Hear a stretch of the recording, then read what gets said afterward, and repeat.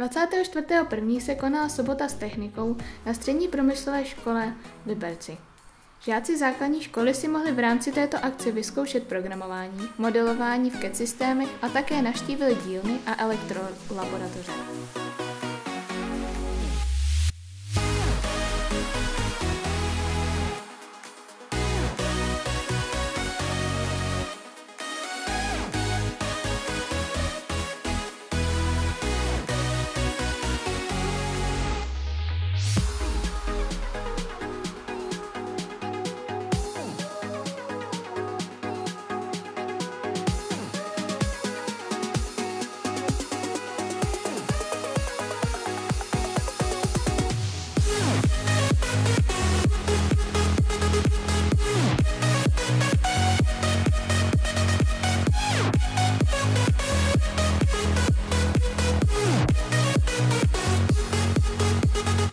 Zveme vás na další sobotu s technikou 28. února 2015.